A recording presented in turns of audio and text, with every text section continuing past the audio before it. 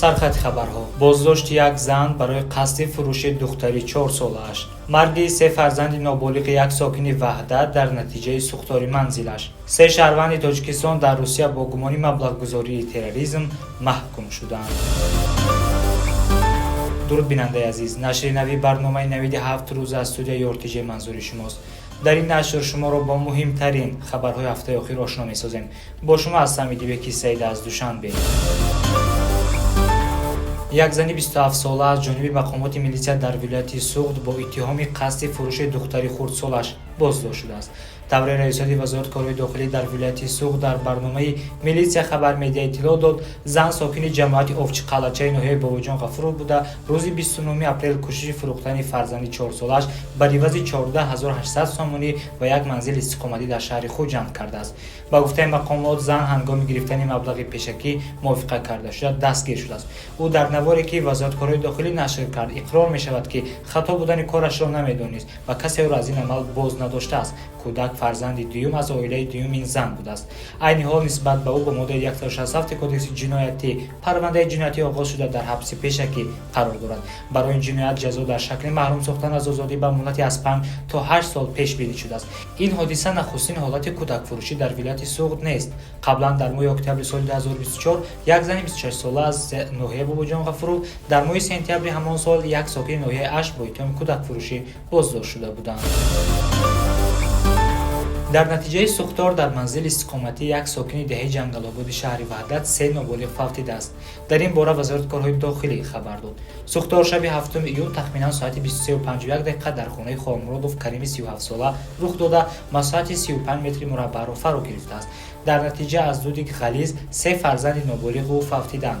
гуфта мешавад ки кӯдакон 5, 8 ва 10 сола буданд. ба навиштаи вазорати корҳои дохилӣ сабаби сӯхтор беназорат гузоштани шамъ мебошад.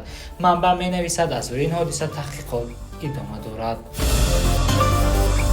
3 шаҳрванди Тоҷикистон дар Русия бо гумони маблағгузории терроризм маҳкум шуданд. додгоҳи дуввуми ҳарбии ҳавзаи шарқии шаҳри Читаи Русия 3 шаҳрванди Тоҷикистонро бо иттиҳоми маблағгузории терроризм ба зиндон маҳкум кард. дар ин бора ТАСС хабар дод.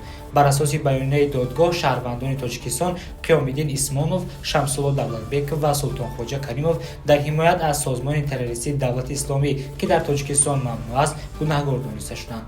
айбдоршавандаҳо гӯё маблағҳоро ба кортҳои бонкие, ки аъзои ин созмон барои таъминоти онҳо бо аслиҳа, таҷҳизот, маводи ғизоӣ ва дигар ашёи барои иштирок дар амалиёти низомӣ истифода мекарданд, ҷамъоварӣ намуда баъдан интиқол додааст. Исмонов ва Давлатбеков ба 8 соли зиндон маҳкум шуданд. Каримов 9 соли зиндон ва 300 000 рубл ҷарима ҳукм гирифт.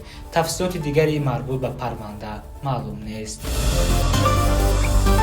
муҳоҷират ба кишварҳои пешрафта бахусус Аврупо ва Кореяи Ҷанубӣ аз коргарзабондонӣ ва малакаи корӣ талаб мекунад.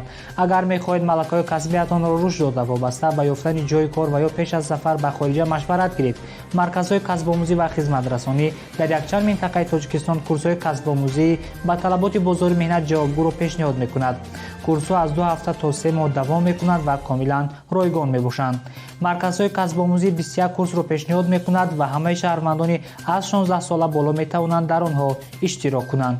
хатмкунандагон соҳиби сертификатҳои байналмилалӣ мешаванд ва ба онҳо дар бозори дохилӣ ва хориҷӣ аз ҷумла Британияи Кабир, Олмон, Кореяи Ҷанубӣ ва Аморати Муттаҳидаи Араб ҷойи кор пешниҳод карда мешавад.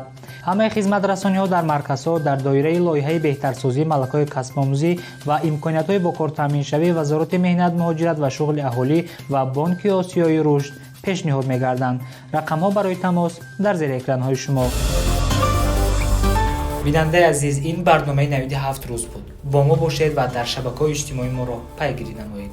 хайр.